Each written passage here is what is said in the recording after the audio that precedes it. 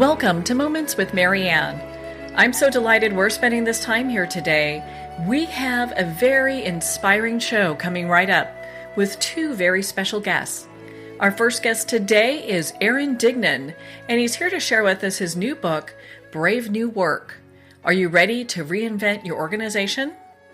Now, Aaron is the founder of The Ready, which is an organization design and transformation firm that helps institutions like Johnson & Johnson, Charles Schwab, Microsoft, Citibank, and many more change the way they work. He is a co-founder of Responsive.org, an investor in purpose-driven startups, and as he says, a friend to misfit toys.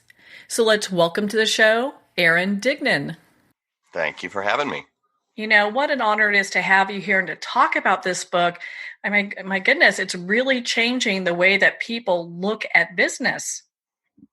Yeah, I'm pretty excited about it. We've obviously been working in this space, trying to change organizations for years and years, but this was our first chance to kind of share that story with the broader world and see how people react to it. Well, I'd love for you to share your story of how you got to the point where you're working, because I know you work with some of the biggest brands in the world. Like, how did you get to that point? Yeah, it's interesting. I sort of see my professional journey as a little bit of just a series of questions being asked and sort of following the curiosity. And so, when I originally began working with clients, it was really more about brand and about, why do people have such irrational kind of emotional connections to some brands and not others? And what does that mean? And then after years of working on that question, I started to notice, hey, all the brands that are really changing culture and changing behavior are technology brands. And isn't that interesting? And what might that mean? And then spent, the better part of a decade working on digital disruption and technologies that, are changing culture, like 3D printing and robotics and machine intelligence and, everything you can imagine. And towards the end of that kind of, pattern of digging, I started to recognize, oh, wow, maybe it's not about the technologies at all. Maybe the reason this is so interesting is we're just not very good at changing our institutions. So whether that be for-profit, nonprofit, government, public institutions, we're just not that good at changing at scale. We're not very good at learning as organizations once we get past a certain age and a certain scale. And the bureaucracy that creeps in is really quite stifling. So what would it mean to work in a new way, something more adaptive, more human, more kind of lifelike?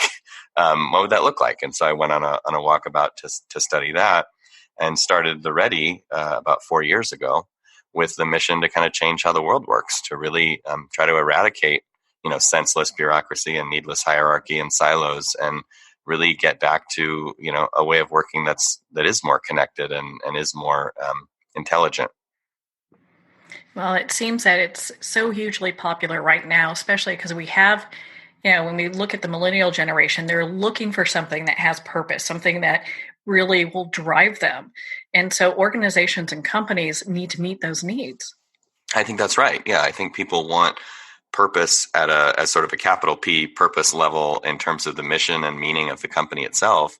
And they also want to be able to make meaning out of the work they do every day with their teams and with their colleagues. And, just what does it feel like to be at work? And I think for a lot of people, it feels like a place where you have to wear a mask of professionalism and where you have to kind of do what you're told. And, in many ways, for a lot of companies, it's a bit of a dictatorship. And I think that we want more. We crave something with more autonomy and more purpose and more connection to each other. I think a lot of companies don't even know how to get from point A to point B. And I love how your book, you talk about that. So how can businesses identify what's holding them back, what isn't working, and ultimately what's completely sabotaging where they're at? Yeah, well, first of all, I think about what we're facing at work as a kind of a debt. So, you know about financial debt where you borrow money and you pay interest on it. I think about organizational debt. So when we make choices or we avoid making choices that about processes, about rules, about structures, about roles we play, et cetera, and we either live with something too long that's no longer serving us, or we don't clarify something for too long that we really need clarity on, it's a kind of a debt, and we pay tax on it in the form of frustration and, being slowed down and being held back from achieving our potential. So I think the first thing to recognize is just what we're doing. And it's, we're going to refactor that debt. We're going to, pay it off by focusing on how we work and focusing on what I call the organizational operating system. And so, the first step in that process, we think about it as a loop, a learning loop in the book. But the first step in that process is to identify tension. So the question I ask teams, it's really the only question you need, I think, is what's holding you back from doing the best work of your life? And if you ask that question to a team, they'll have an answer. They'll be like, oh, we have meetings to prepare for meetings, or we're working in silos and we're not talking to each other, or we don't really know what our priorities are, or we don't really know how to make decisions quickly and effectively. They'll tell you what it is that they think is top of mind that's holding things back. And once you've identified that tension at a team level, you can then start to play with, well, what should we do? What should we try? And that's where I enjoyed in the book kind of going and exploring all these different organizations on the fringes that work differently and decide differently and structure teams differently and pay differently, et cetera, because it gives us a broader palette to paint with. And then once we have a practice that we think might help, it's, nothing's going to solve it forever, but might help, then we can design kind of a safe to try experiment to go do and go be with that new practice and see like, wow, does that, do we feel like things are faster or better or different? And then if it does work and we are feeling that benefit, then can we scale it? Can we offer it to other teams? Can we make it something that's more of a norm about how we work?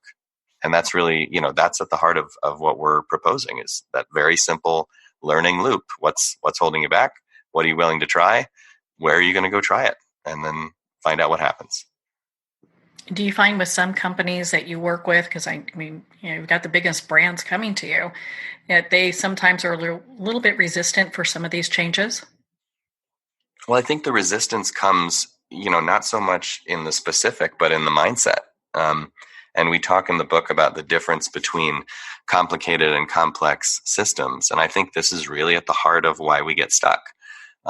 Complicated systems are systems like watches or engines that have maybe a ton of parts that are, connected in different ways, but that fundamentally can be understood by an expert. You can go to school and learn how to repair a watch. You can predictably figure out what's going wrong and fix it. A problem in a complicated system can be solved. In a complex system is a different thing, right? That's like, traffic or weather or a garden or a 6-year-old. It is a fundamentally unpredictable thing, right? It has a way it's trending. It's dispositional. It has a way of showing you kind of where it's going. It looks like rain today, for example, but we can't say exactly when it's going to rain and exactly how much accurately until we get to the very moment of it happening.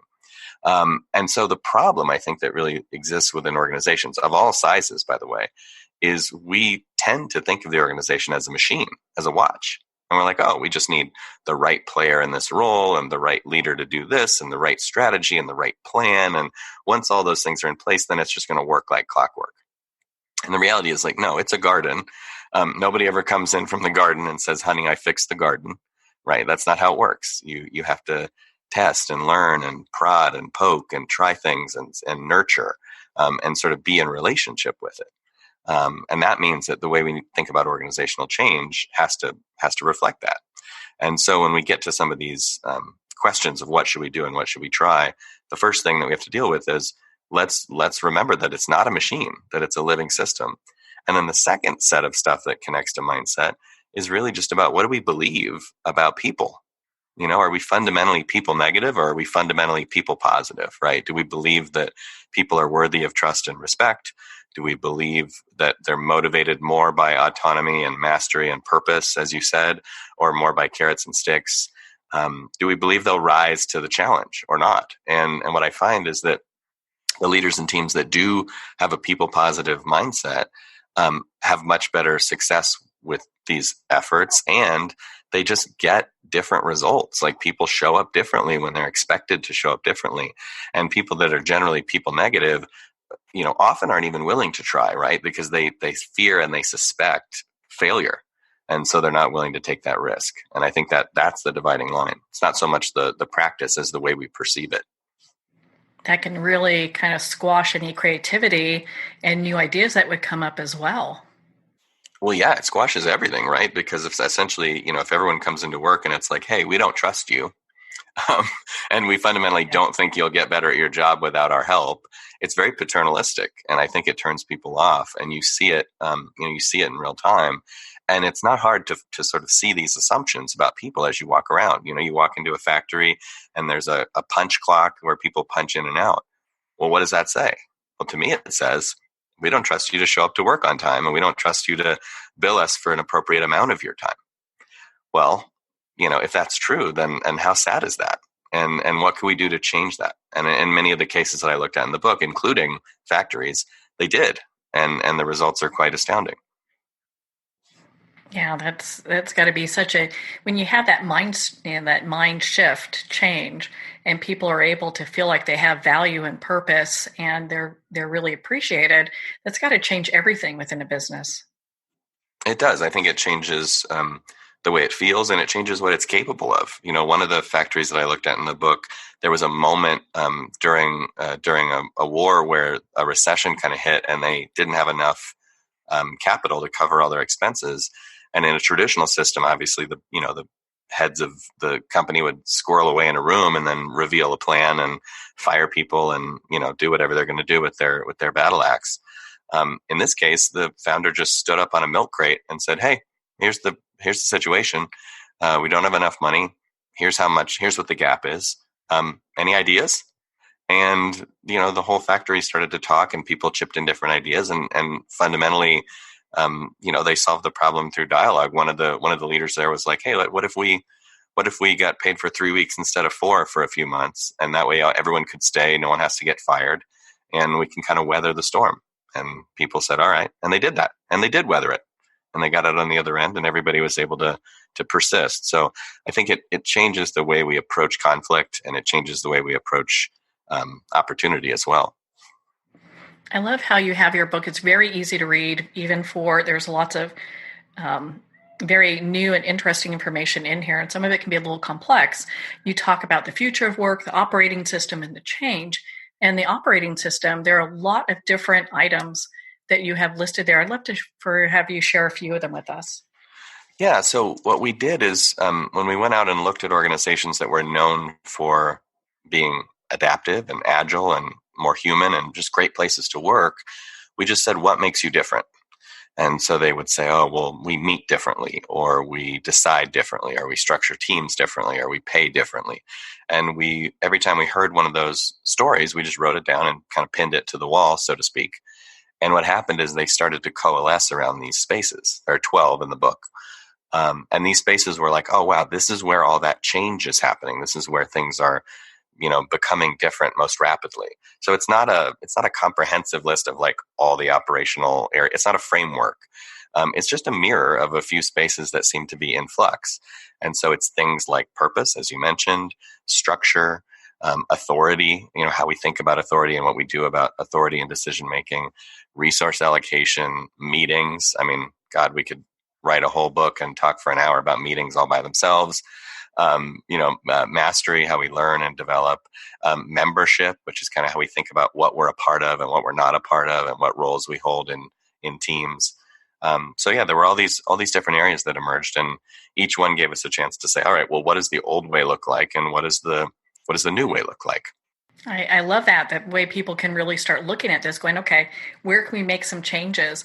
But you also caution about reading the book and coming in Monday morning and implementing a bunch of changes overnight. Yeah, the funny thing about this work is, as you start to get excited about it, and I, by the way, am guilty of this as well in my last company, but you start to get excited about it, and the way then you want to implement it is the old way. So you're like, oh, I'm excited about all this freedom and self-management. I'm going to go in on Monday and mandate that everyone do this. And which is, counterintuitive. It would be like your last dictatorial action to make everyone take charge of themselves. But it's challenging. You kind of have to wade into it and step into it, gently, and make sure that people that are coming at this from different perspectives have a chance to figure out what it means for them. Because for the people that have been the loudest voices and the kind of, the leaders and the ones making the calls, It can mean stepping back and changing your identity and your ego in interesting ways that last for years of practice. And for people that have been used to taking orders and stepping back and being kind of told what to do and being a quieter voice, it can be quite abrupt to be like, hey, we need to hear your voice now, and what you're going to do today is up to you. And that can all be very challenging as well. So there's a lot of acclimating that has to happen. And that means that rushing in and trying to like make this suddenly true is not always the best way to go. How long do you feel that kind of transition on average could take? I think it depends on the size of the group. But certainly, if you're talking about a group of, dozens or hundreds of people, it can be done in the space of a year. And the practice never ends, right? So there's a little bit of a weird thing where it's like, well, when are we doing it and when are we done? And the reality is you're never done, because what you're really buying into is a philosophy of continuous improvement. You're really buying into the idea of like, oh, we're going to work on the business and in the business all the time. And we're going to keep sensing our tension, and we're going to keep processing it and making this place better. And so we're never done. What we're really asking is, how long does it take for those mindsets to become second nature, and for those kinds of ways of perceiving the challenges the organization faces to be different? And so, yeah, I think in small groups that are really committed, it can happen quite quickly in months or a year or two. In really large systems of 100,000 or more people, like we often work with, that's a decade-long journey, I think. Yeah, that's changing habits there in many ways. For sure, and small countries worth of people. I mean, it's like how long would it take to change the American culture in some way, right? A long time. Yeah, and as it continues to shift and go itself, and it's interesting. I think a lot of times when people, they hear this discussion and they see the book, they may think that this is only for like leaders or leadership, people in leadership, but that's not the case. No, I think it certainly requires some measure of participation from leaders and some measure of awareness, because at the end of the day, if everybody that holds power in a system doesn't want that system to change, it's going to be a long road. But most teams have a kind of a learned helplessness about what they can actually change. And the reality is when we sit with them and we kind of ask the 5 whys and dig a little deeper, it's like they can actually change a lot about the way they work, the way they meet, the way they talk, the way they decide, treat each other, think about strategy, et cetera. They have quite a bit of leeway. And so, regardless of who you are, even if you're a solo practitioner, I think you can be thinking more deliberately about how do we work? What do we believe about work and how to get it done, and what kind of a culture we want to build, and how we want to show up in that system. And even if even if the only person you can change is you, that can be quite profound if you start showing up differently and thinking differently and proposing things and asking these questions. Something I always advise individuals to do that come up to me after talks and speeches and say, hey, what can I do? And, the first thing I jokingly say is, why don't you surreptitiously put a copy of the book on your boss's chair? I was just going to say that. Say who it's from. But the second thing is just ask the question that the book poses in the beginning. What's stopping us from doing the best work of our lives? Like, say that out loud in a meeting and see what people say. I mean, what a powerful question. And I'm always curious to see how that gets, what conversation that begins. But, leaving this book on people's chairs in the C-suite is not a bad idea either. So. Yeah, exactly. It's guerrilla warfare, in the form of, hey, you might want to consider this, take a look at this. What's funny is I find that even leaders that people tell me are going to be challenging, when they read it or when they engage with these ideas, they get it. I think in many cases when we're in leadership positions, particularly in established companies, we're just part of that system, and all that org debt and all those policies and procedures and structures are kind of holding us back. And so even though we may be behaving in a certain way, it's not our native identity. It's just how we're acclimating to that system. There's a lot more openness out there than I think people believe there is. And once we stop being victims to the broader system, I think we can do quite a bit. In your book, you talk about the looping process, and I'd love for you to share with our listeners what that is and why that's important. Yeah, so this is what I was getting at earlier about tension, practice, experiment. It's just that it is just that learning loop of, hey, what's a tension that we're dealing with that's holding us back? And we have a deck of tension cards that we use with clients and partners. The content of which is in the book, but we sort of put these cards in front of people and say, is it this? Is it that? Is it, like where does it hurt? Or where do we feel like we're leaving opportunity on the table? And just having teams discuss and debate that is really interesting. You get different perspectives, like this is happening or that is happening. Maybe this pocket of the organization feels like it has low trust and another pocket feels like they have really high trust. So it helps us to think about this as a system with a lot of diverse realities. And then from there, in considering what we can try and then going and trying it. It's really as simple as that. And I think at some level, what we're really teaching clients to do when we work with them is not necessarily to work in any particular new way, but it's just to do that looping process, just to be in that learning loop of what are we feeling now? What are we sensing? What are we going to try? And then how will we look back and decide what to do based on what happens and what we learn? What was some of the most interesting research that you discovered while you were writing this book?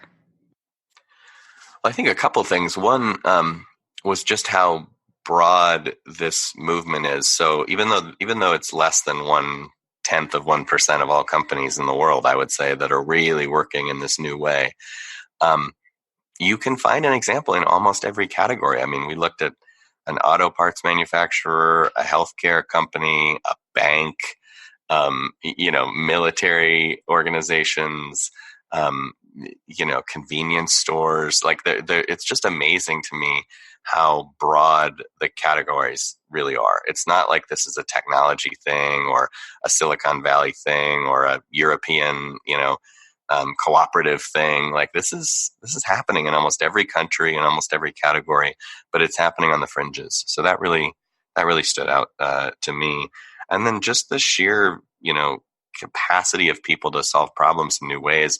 There's one organization we looked at where people set their own salaries and write their own job descriptions every year and just use an advice process to calibrate that.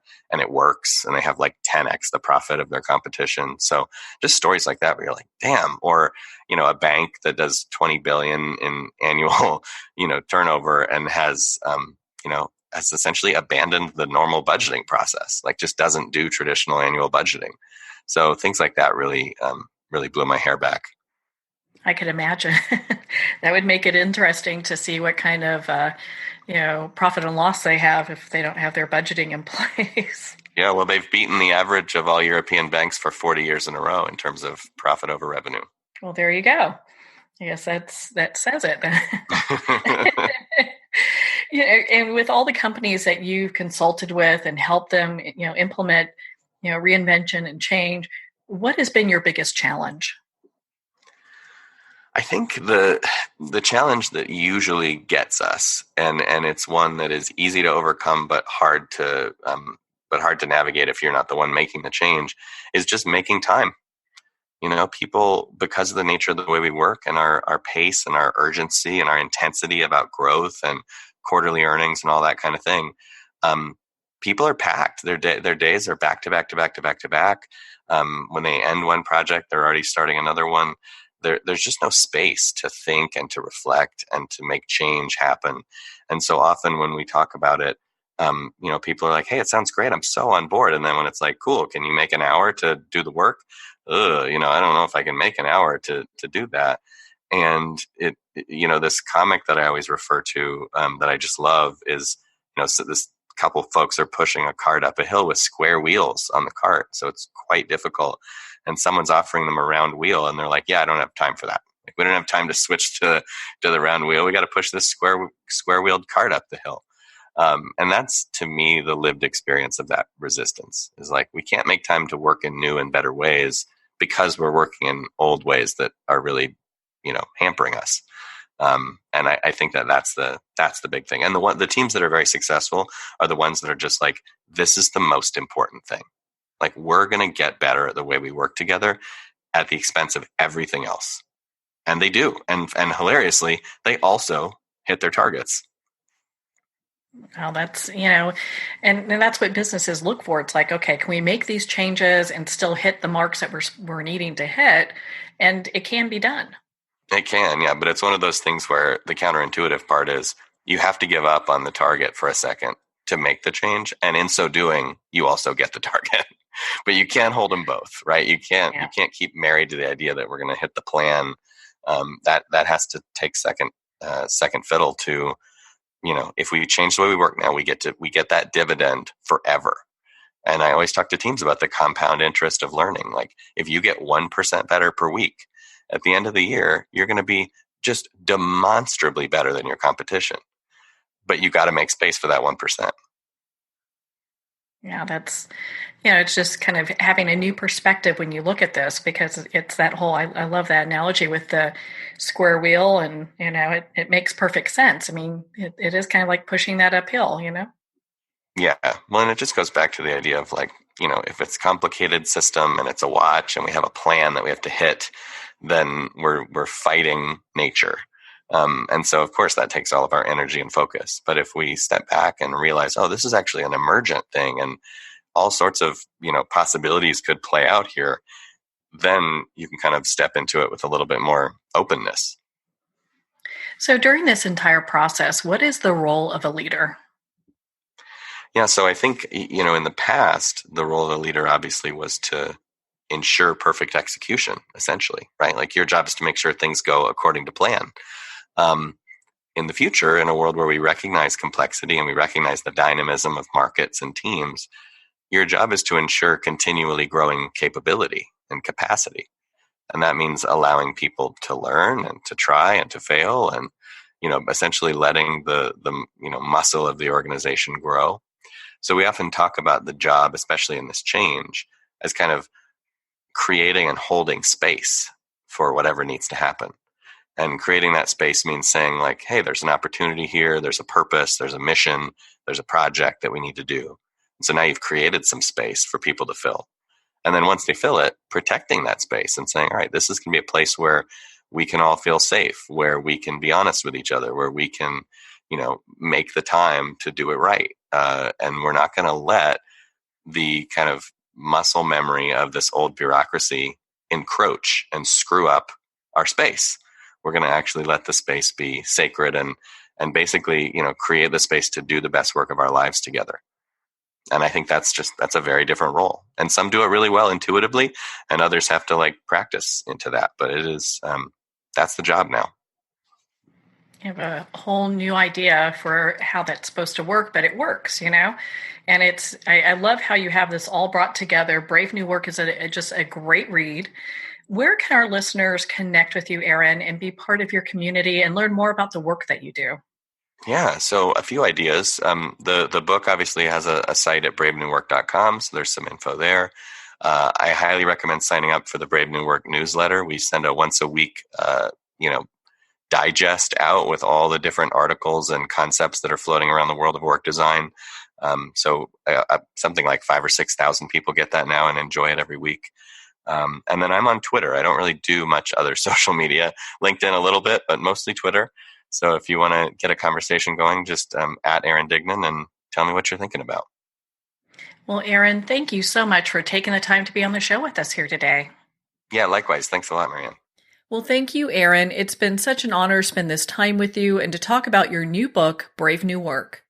Brave New Work's available at Amazon, Barnes & Noble, and all indie retailers.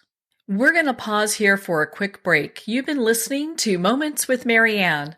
We'll be right back after these messages.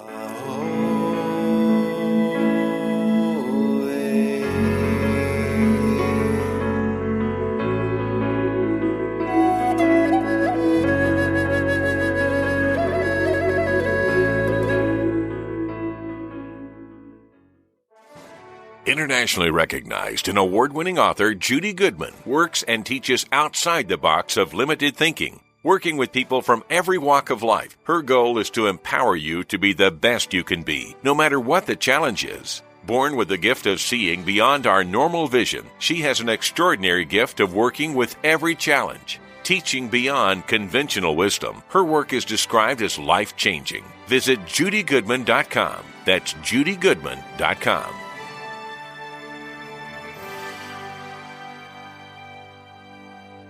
There comes a moment when you realize you're somewhere special, When you discover that each beautiful creature that you see has been rescued from a life of absolute horror and brought to this incredibly free place. Here's where their lives were forever changed and where yours will as well. Discover over 500 tigers, bears, and lions at the brand new visitor center at the Wild Animal Sanctuary just outside Denver. For more information, visit wildanimalsanctuary.org. Discover true freedom at the Wild Animal Sanctuary.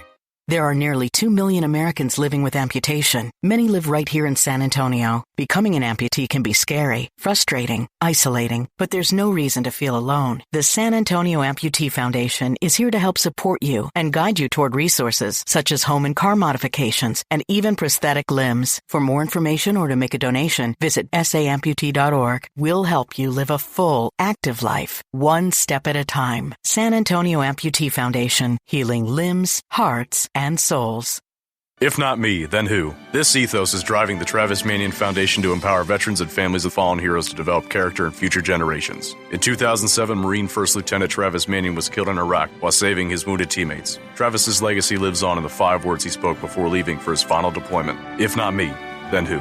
Guided by this mantra, veterans continue their service, developing strong relationships in the community, and thrive in their post-military lives. Visit TravisManion.org and ensure the character of our nation's heroes lives on in the next generation. If not me, then who?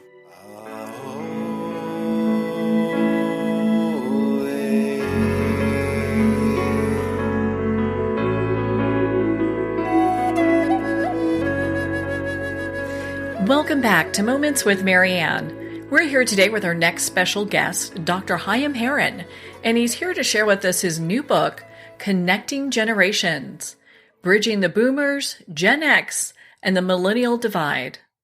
Now, Hayim is an author, presenter, and a nonprofit organizational futurist with a specialty in faith-based communities. A former congressional rabbi and C-suite nonprofit executive, Hayim blends original research and real-world experience to inspire individuals and organizations to achieve their greatest impact. He's a proven organizational visionary and entrepreneur and works to create today's leaders for tomorrow's organizations. So let's welcome to the show, Dr. Hayim-herring. Thanks so much for having me, Marianne. What a pleasure it is to have you here and to talk about your new book. I think this is something everyone needs to have. Well, I'm a little biased, but I agree with you because I found that conversations about intergenerational discussions or the lack of them have seemed to gravitate toward me over the past couple of years. Was that the inspiration behind writing this book? That was certainly one strand that created this tapestry, but another was just reading so many reports on the increase of social isolation, and most alarmingly, among our very young. So how long did it take for you to do the research for this book? I don't recommend this, but from start to finish, I wrote the manuscript, including the research and 150 plus studies, books, videos, and about 30 interviews in 1 year and 1 day. Oh, wow. That's very ambitious, especially because it's just a little crazy because I was not connected to anything but to my computer and to my interview subjects. Mm-hmm. Well, and there's so much detail and, studies and information in Connecting Generations. I am actually shocked that it took you that period of time. I expected it would take like years. Well, I think that you're really addressing the sense of urgency that I felt because once the idea took shape, I felt just almost obsessed or compelled to complete this because it was so time sensitive. Mm-hmm.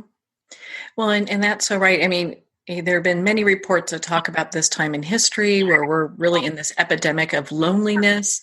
Why don't you expand on that for our listeners? Yeah, so loneliness was something that we used to identify more with those who were elderly for understandable reasons. A person's world contracts, their autonomy diminishes. But, and here I don't want to blame everything on technology, because if it were that simple, it would be very easy to find a number of solutions. But for a number of different reasons, including technology, what became very clear in study after study was that social isolation is afflicting those who are teens and younger. And when you extrapolate I don't know how one quantifies the pain that young people are in, but also the health conditions, the negative health conditions that result from isolation, obesity, heart conditions, diabetes, and you extrapolate that out over decades, there's also a social, economic, and societal impact as well. And we can do something about that. Well, I think it's encouraging to hear that that's something that we can remedy, because a lot of people, you do hear, we're going through these periods where people are just feeling really disconnected. Yes, and perhaps in a kind of odd way, one of the things that I had heard and then really had a chance to study and listen to people is that throughout our lives, and I don't think this is really generation specific, we experience greater and lesser periods of dependence and independence. So one of the connective tissues across generations is the fact that we're all experiencing different kinds of disruption and feeling a little bit like just when we seem to have found our feet on firm footing, the tectonic plates shift again. So why don't you share with us, what are some of the stereotypes that people have in regards to the different generations? I will, and I'd like to focus on boomers and millennials, but you can pretty much pick your generation and find a, parallel and some additional stereotypes. So one of the joys of researching and really speaking with people, not just reading glossy reports, is I was able to ask boomers and millennials the same questions and to ask them their perceptions of one another.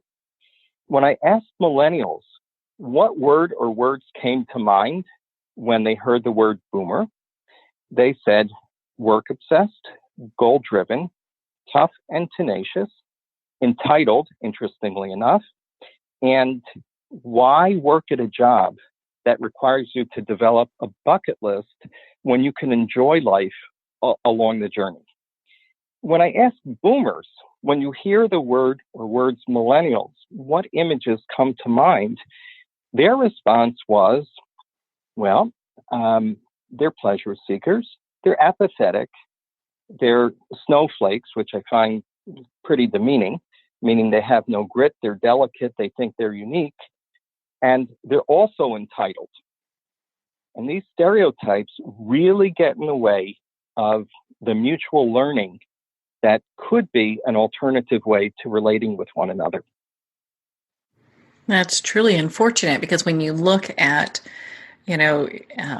just how one generation views the other, it doesn't seem that they're really communicating with each other well. That's correct. And some have said, haven't we always had a generation gap? And yes, we could probably go back to the ancient Greek historian Herodotus, who talks about the decline of generations, but I don't think we're having a garden variety generation gap with 6 generations. And I actually think that there are 7 generations alive today, because the generation under the youngest generation, the Gen Zers, doesn't quite have a firm name yet. It may be Gen Alpha, but we don't have a template for having 7 generations alive at one time in proximity with one another. And that is a big difference. That's just really astounding. So how does technology play a part in all of this?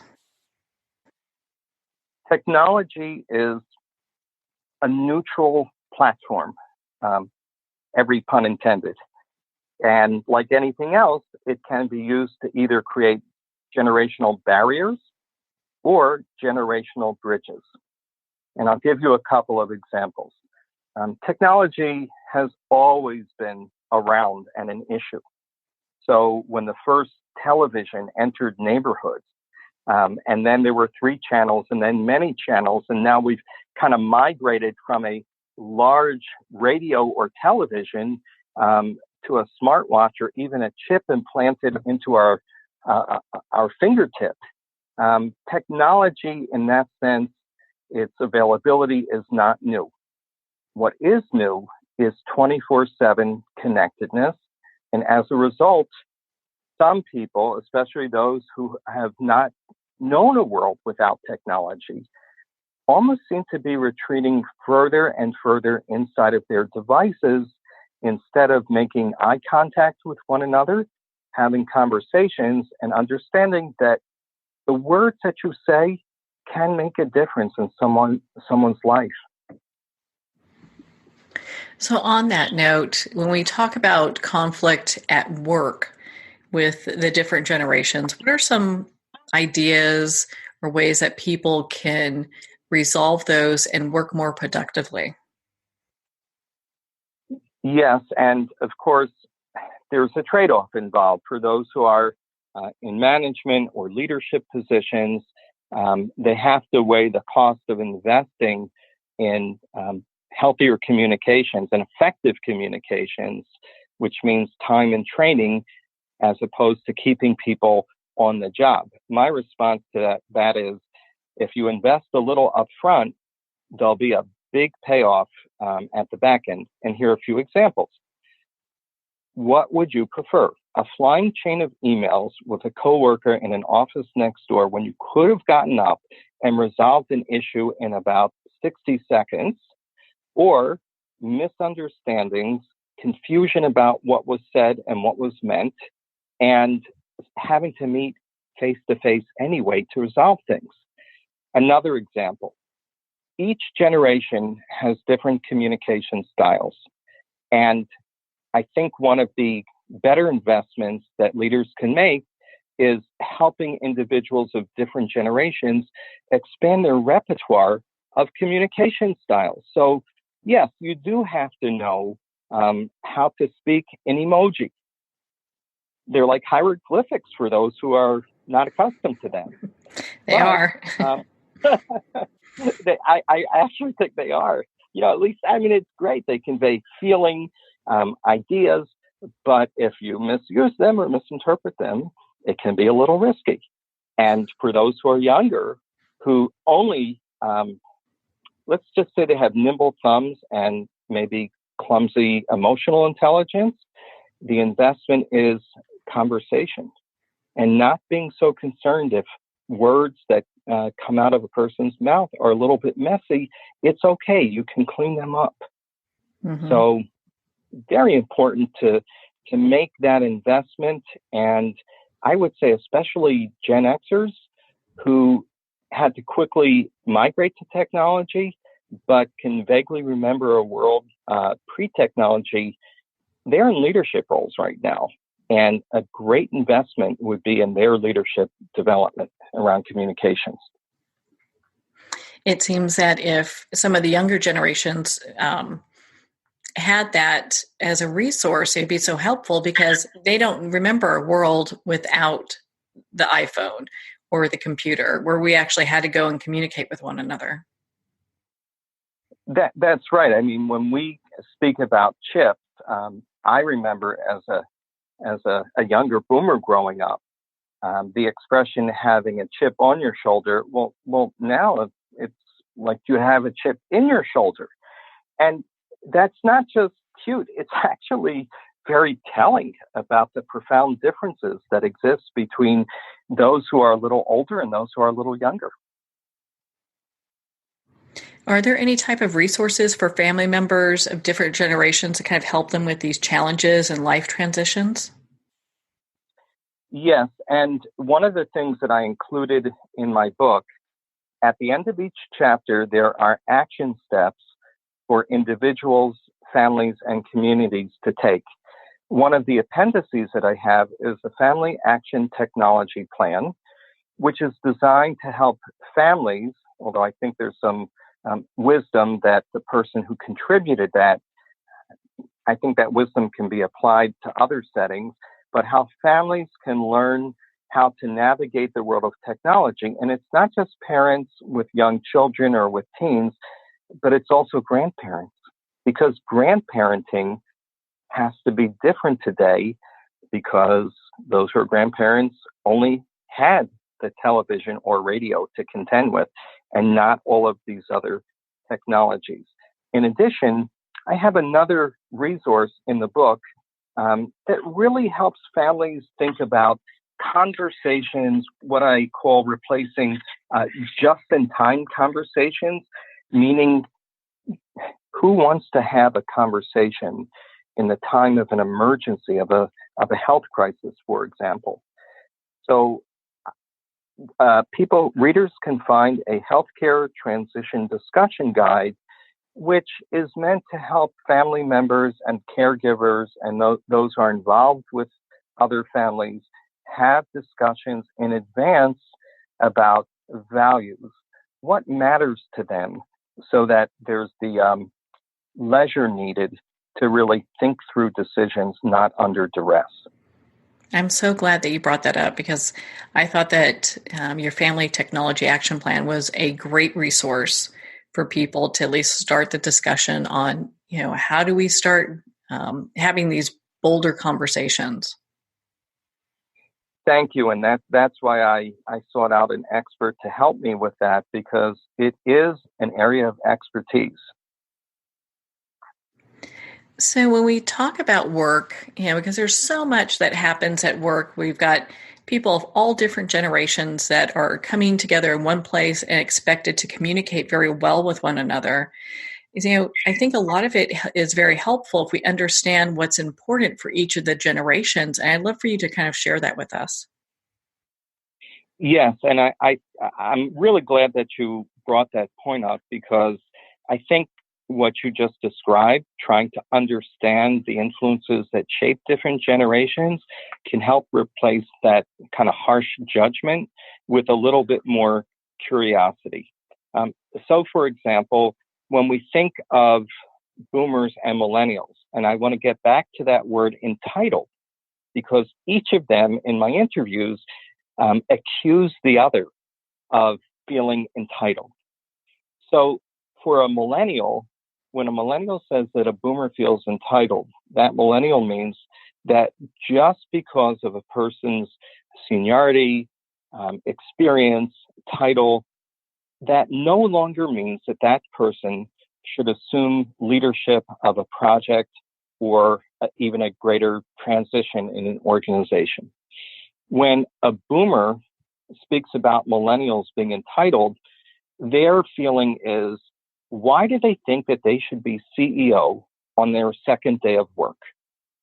I put in X number of years and I slaved for bosses who were not very friendly, and they just have to,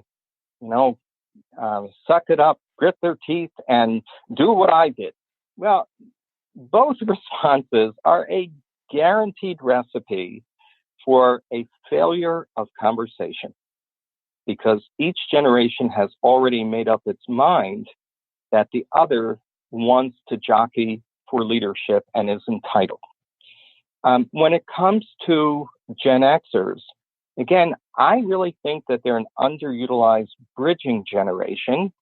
And yes, they are really good with technology. They're very savvy, but they also can help, I would say, those who are younger and older be open to what one of my colleagues calls reciprocal mentoring, understanding that a millennial may be much faster using a smartphone or a smartwatch, but that millennial can't Google qualities like resilience, empathy, and tenacity.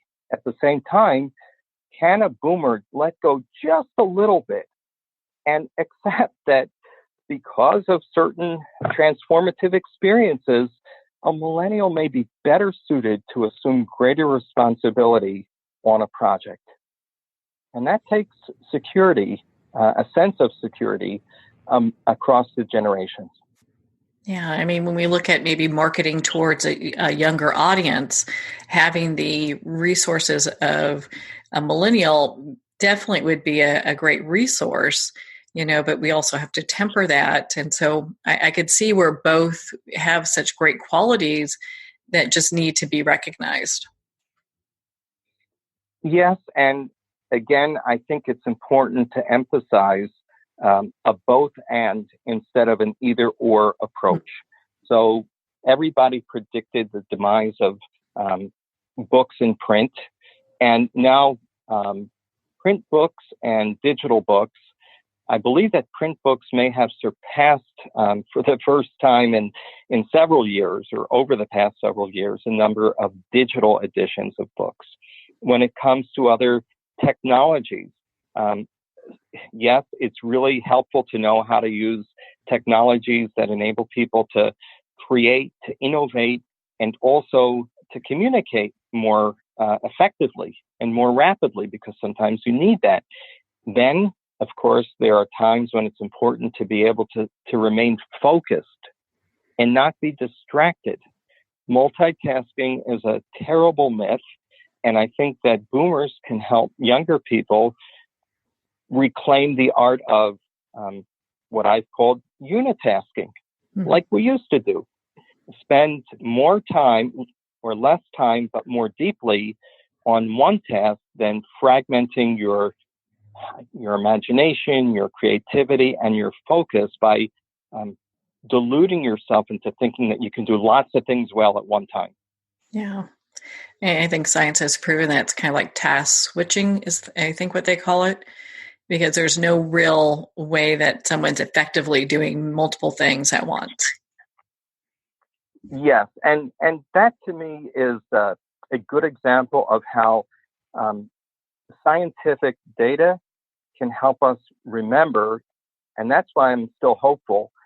Those who still remember the time before we had the pervasiveness of technology, that we can change what we created.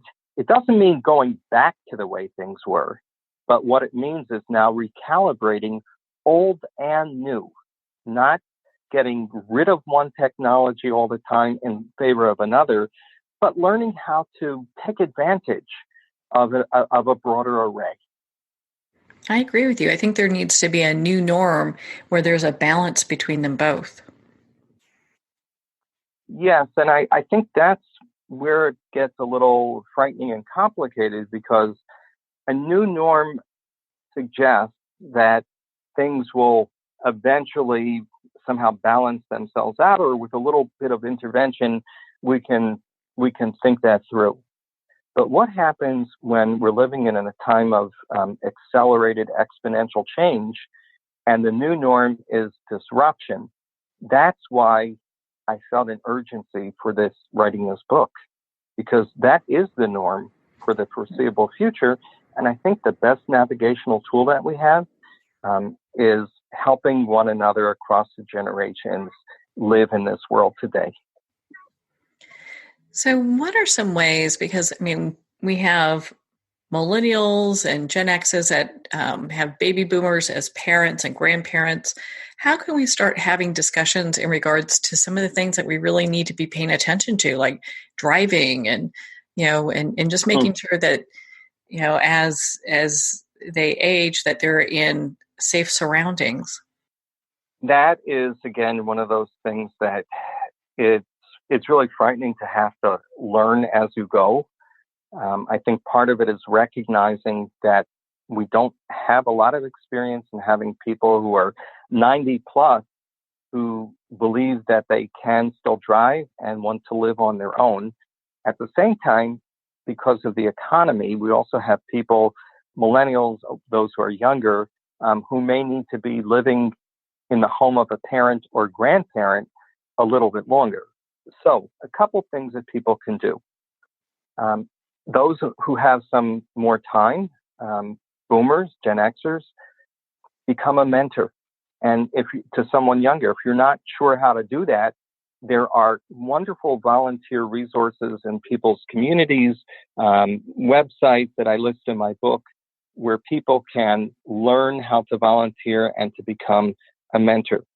I would also say, based on the interviews that I've had with some really exceptional millennials, many volunteer for Special Olympics, have done Teach for America. Now, they have a sense of civic pride, but they often volunteer only with those who are their own age. Can they connect with someone who is a little bit older to work on a project on a limited basis, just to break down those stereotypes? Take a course online, or listen to some talks online. If you're older, understand that education is not black and white anymore for those who are younger. They have to balance the cost of college tuition and a degree with a debt that they're incurring in an uncertain economy. So I think it's having the courage to get out of where you are right now, what you're accustomed to.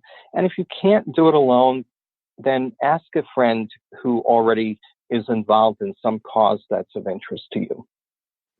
That's so important, and that would really help people with that whole, and we kind of come full circle with the whole loneliness epidemic, being able to connect with other people, either do some volunteering or just getting out in outside their social, their normal social circles. Yes, and I learned one other very simple trick that I convinced myself might work, and it has. About 2 years ago, I was really getting concerned, and my concerns are heightened, just about the state of conversation in our families, neighborhoods, and communities. And I decided to try saying hello to people who might pass by in my office, maybe mumbled, good morning, but I didn't know their name, and I saw them frequently. I stopped somebody and said, I'm tired of just giving you an anonymous hello. I'd like to know your name. And my name is Chaim. It's been really tremendously fun. Take a little risk. It doesn't take an act of Congress to extend a hand to someone and just say hello. And from that, I've made a number of new friends. Otherwise, I don't think they would have been in my orbit of friends. And it really, that took like no effort just to stop them and say, what's your name? We see each other all the time. I'd love to know who you are. Just to kind of make that personal connection. Yes, it's a first step that may lead nowhere or may lead to an enriching relationship, but I'm no longer quite so risk averse when it comes to doing what comes naturally, saying hello by name. And it's such an easy thing for anybody to start to do. It's not like you have to worry about what are you going to say next, or what are they going to think of you? It's just easy saying hello. Hi, my name's Marianne. What's your name? We pass each other all the time. It's been very rewarding, and I've only gotten thank yous for just breaking the ice. I'm sure you're going to get a lot more. Well, and what final thoughts would you like to leave our listeners with today? I think really what I said a moment ago, don't wait for somebody else or some entity to act for you when there are things that you can do to make small changes that can have multiplier effects. It can be pretty contagious in a good way when people who are strangers suddenly get to know one another, and other people in the workplace see, oh, I can actually maybe make an acquaintance at work, and I don't have to go through HR in order to do that. Now, certainly, I think it's gotten a little more confusing today about what is and what is not acceptable to say in the workplace, but I think that replacing judgment with curiosity, if somebody says something that is questionable or even hurtful, to be able to take a step back and say, I'd like to understand where is that feeling or thought coming from? It's usually based in a different experience, and that gets us back to where we began. with breaking down stereotypes and understanding everybody's experience across generations is just a little bit different, but that doesn't have to divide us. Yeah. Yeah, it's definitely been my experience when someone says something that can come across kind of rude or harsh. A lot of times they never even know that that's how it came across. They think that maybe I'm in work mode or I'm just being clear. So asking those questions, I think, really help to have that dialogue start. I'm in full agreement with you. And I try to practice it and remember it. And if I don't get it right all the time, it's a goal to work toward. Hey, I get it. I make a lot of mistakes too, so where can people connect with you and be part of your community and learn more about connecting generations? Please visit www.hayim-herring, hayim-herring.com. I'm available at hayim@hayim-herring.com. My number is 612-859-1650 if anyone would like to begin a conversation. Oh, well, thank you so much for taking the time to be on the show with us here today. Marianne, thank you. It was really a delight. Well, thank you, Hayim. It's been such an honor to spend this time with you and to talk about your new book, Connecting Generations.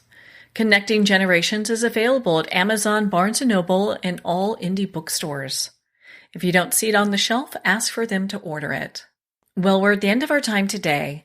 I would like to thank everyone for tuning in. You're listening to Moments with Marianne. And remember, make every moment count.